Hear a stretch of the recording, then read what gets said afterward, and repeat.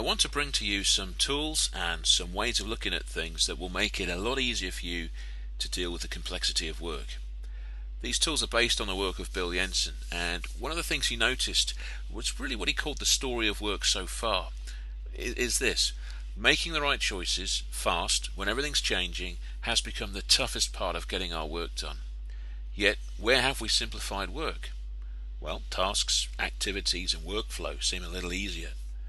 Yet we have left the process of making decisions extremely complex. More complex, in fact, than most in our workforce can successfully manage.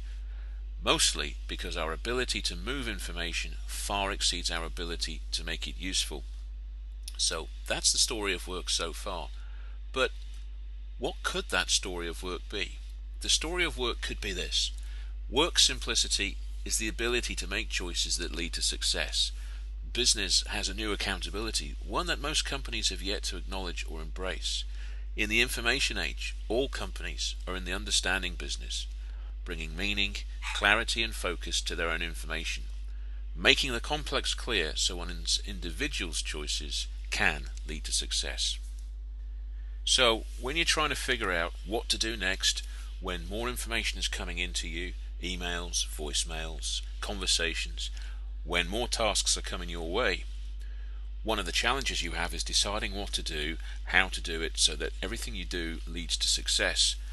What Jensen and his team noticed were there's some questions that everyone wants answers to, that everyone needs answers to if they're going to be as effective and as efficient and as quick as possible in doing their jobs. And these questions are packaged up in what Bill calls his behavioral communication framework. So here's the first question: why change? Why do something different to what you're already doing? Okay, how is this piece of information or this task that's come to you, how is it important and relevant to you, to what you do, how you contribute to the team and the organization?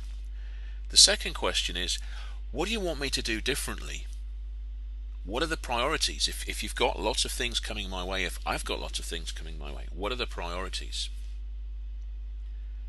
The third question is, how will I be measured and what are the consequences? So how will I know I'm doing okay? How will I know I'm making progress? And if we don't achieve what we set out to achieve, what are the results? What are the consequences of that, generally and specifically to me? The next question is, what tools and support do I get as I do this task, as I undertake this task, as I make sense and act on the information that's come my way? What tools and support do I get to make this change? Where will I find the information I need? Who can help me? Who can mentor me? Who can clarify things for me?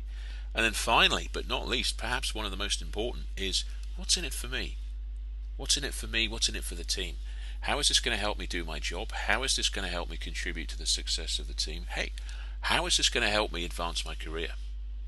So unless we have sufficiently clear answers to these questions, what's going to happen is we're going to struggle. We're going to struggle in making decisions. We're going to defer these decisions to our bosses. They're already overloaded. That means it's going to take us longer to get things done, and that means that we are going to struggle to achieve what we need to achieve in the timescales allowed, unless we work longer hours. And of course that can lead to stress and unhealthiness and so on. So these questions are really quite important. Let me just summarize them again. When I receive a new task, a new piece of information, I need to know what to do with it. Okay, so why change what I'm already doing? Why should I stop doing what I'm doing now and do something else? So that question is, why change? How is this information, how is this task important and relevant to me? Next question, what do you want me to do differently? And if I've got several things coming in, if you're giving me several things, what are the priorities? Next question, how will I be measured? How will I know I'm doing well, that I'm making progress, and what are the consequences if we don't achieve what we set out to achieve? Fourth question is, what tools and support do I get? Where do I find them in helping me make these changes and doing something useful with this information? And lastly, what's in it for me? Okay.